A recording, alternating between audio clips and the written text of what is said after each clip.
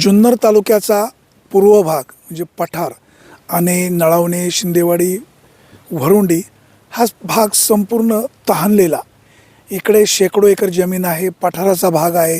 पावसाळ्यामध्ये पाऊस कमी जास्त प्रमाणामध्ये पडतो, परंतु उन्हाळ्यामध्ये पाणी शिल्लक राहत नाही.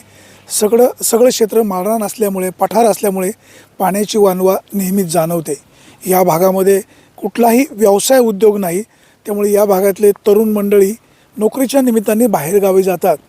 शेतकरी किंवा बायाबापडे कुठंतरी रोजगार उपलब्ध होईल किंवा आजूबाजूच्या गावामध्ये जाऊन रोजगार मिळवण्यासाठी प्रयत्न करत आहेत. दुधाळ जनावरं आहेत, त्यांना आता हिरवा चारा नाही आहे. शेतकऱ्यांच्या समस्या खूप आहे. राज्य सरकारने इकडं लक्ष देणं गरजेचं आहे. केवळ निवडणुकीपुरतं आश्वासन देणं उपयोग नाही, तर कायमस्वरूपी हे प्रश्न सुटायला हवेत. आता उन्हाळा कडक आहे, पंचायत समितीच्या माध्यमातून टँकर चालू होतील, लोकांना तात्पुरतं प्यायला पाणी मिळेल, परंतु कायमस्वरूपी उपाययोजना होण्यासाठी सरकारने धोरण राबवलं पाहिजे. कुकडी प्रकल्पातून पाणी वाटपाचं जेव्हा चौथी सुप्रेमा होईल, त्यावेळेस कदाचित जर त्याच्यामध्ये ह्या भागाचा समावेश झाला तर इकडे पाणी येऊ शकतं. परंतु ते म्हणजे काय, बैलाच्या शिंगाला बांधलेलं सोनं असंच म्हणावं लागेल.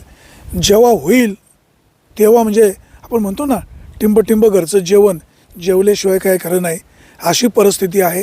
ह्या पठारावर जन्मलेल्या लोकांचा काय गुन्हा आहे का? ह्या लोकांना आनंदी जीवन जगायला कधी मिळणार? पिण्याच्या पाण्याचा प्रश्न सुटणार कधी?